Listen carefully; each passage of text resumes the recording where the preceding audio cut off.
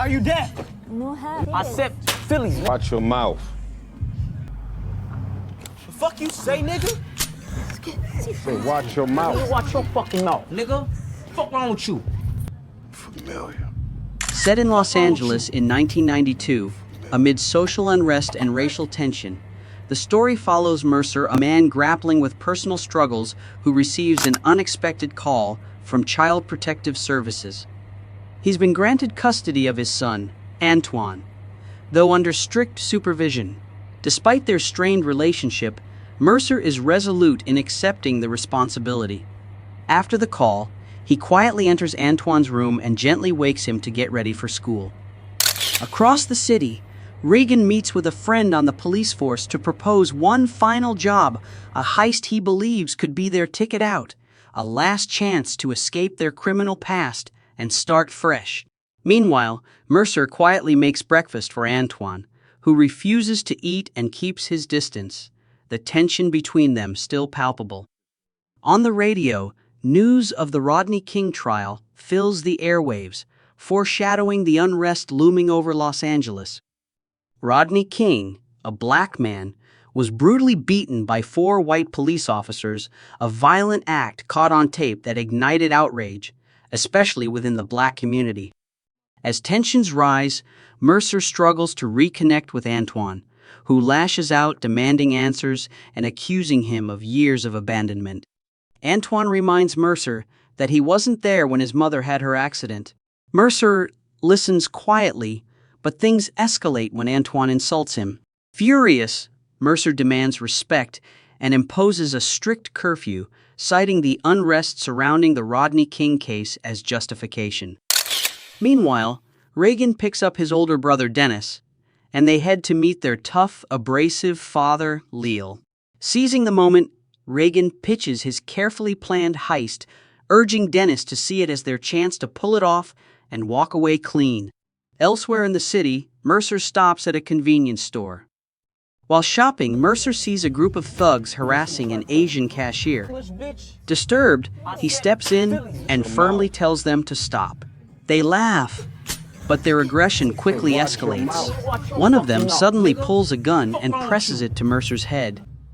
An older man named DeVille steps in, pulls the thugs aside, and sharply scolds them, reminding them of Mercer's past significance to the community. The group falls silent, and one of them, known as Devil, lowers his head and apologizes. Meanwhile, Reagan takes his father to a factory and unveils the details of a high-stakes heist, a safe holding $10 million in platinum. He presents blueprints and insider intel, explaining that the safe is heavily secured with a cutting-edge alarm system. If triggered, a metal cage will seal it off, making it virtually unreachable. Reagan lays out his plan with confidence, but his father remains skeptical, calling it too risky. "How will you get past the tight security and all those cameras?" he asks sternly. His doubt unsettles Reagan, leaving him frustrated and disappointed. Reagan doesn't argue. He silently drives Lel home. Meanwhile, Mercer is at the factory, collecting access cards and keys at the security checkpoint. As he passes through, he briefly chats with Joseph, the head of security, about the Rodney King trial, which is shaking the city. Joseph voices concern over the rising tensions, fearing that an unfavorable verdict for the black victim could trigger riots. Meanwhile, Mercer starts his shift, and the focus shifts to Reagan and Dennis. Reagan, still frustrated by their father's rejection of the plan, finds solace in Dennis, who continues to support him, keeping him motivated and focused on the goal. That evening, the jury delivers a shocking not guilty verdict for the officers in the Rodney King case, igniting outrage and widespread protests throughout Los Angeles. Returning home from school, Antoine is stunned to find smoke and chaos erupting near his neighborhood. Outside, a liquor store is being looted, while the TV inside shows footage of the riots sweeping the city. Watching with a calculating eye, Reagan sees the police struggling to maintain control and realizes the chaos could be the perfect cover for the heist. Seizing the opportunity, he calls his father, and to his surprise, Leal agrees to move forward with the plan.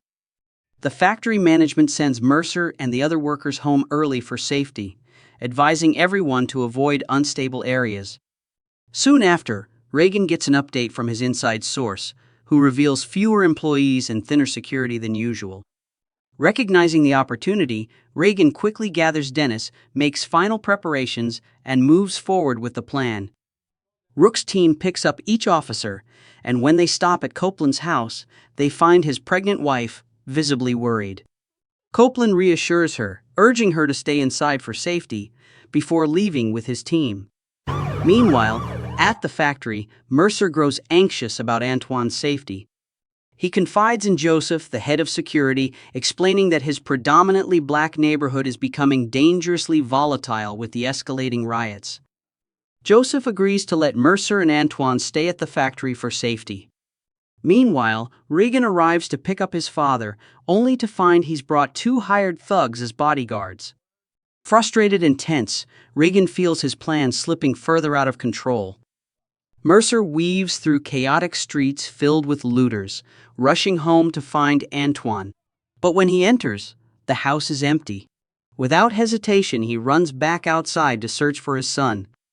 Meanwhile, Reagan's crew sets the plan in motion, with Dennis driving the truck into the factory. On the other side, Joseph, bored with monitoring the security cameras, leaves the control room for a routine patrol. Reagan uses a taser to subdue the guard at the entrance, allowing his crew to drive the truck through the factory gate unchallenged. Believing the building is deserted, they head toward the loading dock. But they're wrong! As they move deeper inside, they encounter Joseph by a vending machine. Reagan orders him to step aside, but one of the thugs his father hired acts rashly. A gunshot rings out, and Joseph falls, dead on the spot. In the chaos of the city, Mercer finds Antoine frozen outside a looted store, staring at the destruction. Overwhelmed with anger and relief, Mercer grabs him by the collar and pulls him away from danger, leading him to the car without a word of reprimand. Meanwhile, at the factory, the thugs drill into the safe, unaware that Joseph has regained consciousness. Gravely wounded, Joseph drags himself to the security panel and slams the emergency button.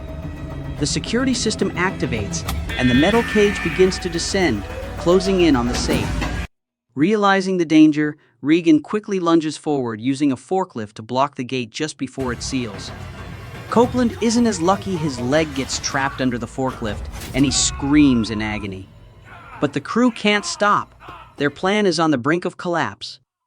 Reagan panics, trying to reverse the forklift to free Copeland, but Lel coldly stops him. He insists that moving the forklift will drop the metal cage and ruin the heist. Furious! Reagan screams at his father, unleashing years of resentment. He curses Lel for his ruthlessness, condemning a man who has always prioritized his own interests, even at the expense of his crew's lives. Lel coldly orders the thugs to take the forklift keys, halting Reagan from reversing. Helpless, Reagan watches as Copeland writhes in agony while his father remains fixated on the heist. Meanwhile, the alarm triggered by Joseph reaches the authorities, prompting a patrol helicopter to circle the factory. Elsewhere, Antoine suddenly throws open the car door and runs toward the protests, as if that's where he truly belongs. Mercer grabs Antoine and pulls him back to the car before he can join the crowd. Holding his shoulder, he tells him that violence solves nothing, that the protests and rage only hurt their own community. This is what they want, he says, for us to destroy each other. At the factory, the thugs disable the alarm and cut all connections, silencing Joseph with another round of gunfire before returning to the safe. Meanwhile, on the streets, Mercer and Antoine witness a brutal attack on a white couple by a group of black men. Mercer immediately stops the car, intervenes, subdues the attackers, and urges the couple to escape. At the factory, the thieves focus on cracking the safe, briefly interrupted by a police helicopter. Scanning the area from above and seeing nothing suspicious, the officers fly off, unaware of the heist. Meanwhile, Mercer and Antoine are pulled over by police enforcing curfew. Without explanation, officers roughly drag them from the car and search it. their suspicious glare suggesting guilt based solely on the color of their skin. With no evidence to hold them, the police released Mercer and Antoine without apology, leaving Antoine stunned by his first encounter with blatant police abuse. Meanwhile, at the factory, the thieves finally cracked the safe, revealing a fortune in platinum. They erupt in celebration. Regan quietly slipped away to prep the truck for their escape.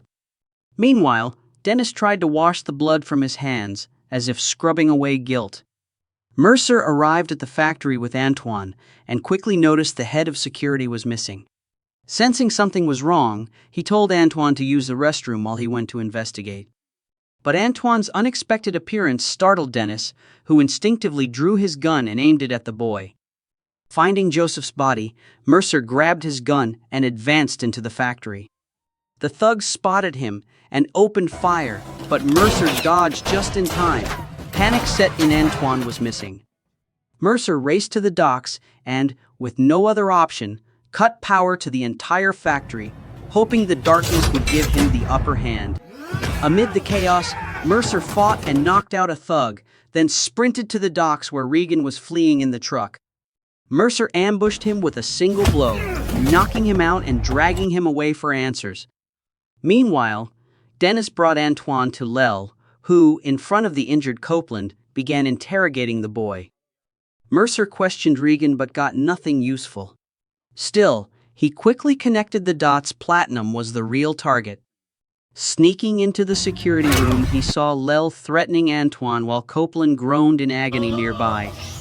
Unable to bear the noise, Lel calmly raised his gun and shot Copeland dead. Lel's cold-blooded act stunned both Dennis and Antoine. Desperately, Antoine explained he was only there to find his father. His sincerity and fear seemed to sway Lel, who let him go. Just then, the thugs returned with urgent news someone had captured Regan. Enraged by Regan's capture, Lel grew suspicious of Antoine and accused him of lying. He decided to use the boy as bait to lure out Regan's captor, keeping him close to prevent escape. When his men searched the truck, they found the rotor missing, rendering it useless. Mercer escaped the safe room and desperately signaled a passing patrol helicopter, but it flew by unnoticed. Realizing he was on his own, he tried to stay calm. Suddenly, a thug ambushed him, and a violent struggle ensued as they fought over the stolen rotor, the key to getting the truck running. Mercer fought back fiercely, reclaiming his weapon and firing at the thug, who stumbled and crashed through the safe room's glass roof, unconscious before Lel and Antoine. Mercer then returned to Regan, securing him tightly and revealing a shocking truth: Lel had just killed a black member of his own gang in front of his son. Regan was stunned to learn the victim was Copeland, his closest friend, which drove him to turn against his father. Meanwhile, Lel and another thug poured acid into the vault and surrounding items to destroy evidence, the fumes overwhelming. As they packed the platinum bars, they prepared for their escape and quickly moved to another location. Dennis asked Antoine if he knew where Regan was, but Antoine insisted he didn't. Realizing time was running out, Leo radioed Mercer, offering a deal: come to the dock to exchange Regan, unarmed. Regan, knowing his father's cruelty, immediately warned Mercer it was a trap. Leo would never leave witnesses, and Antoine would surely be a target. Recognizing the danger, Mercer quickly devised a counterplan and convinced Regan to cooperate. At the dock, Dennis loaded the cargo while Lel fixed the truck, making it ready for escape. However, Leo's intentions grew darker. He not only planned to flee, but also decided to kill Antoine in revenge for the death of one of his men at Mercer's hands. Mercer quickly shoved Regan behind the truck for cover, then drew his gun and opened fire, sparking a gunfight. Amid the chaos, Dennis was hit by a stray bullet but still managed to load the last of the platinum. Regan rushed to help, finishing the loading. Mercer and Antoine jumped into the driver's seat, started the engine, and sped off with the platinum.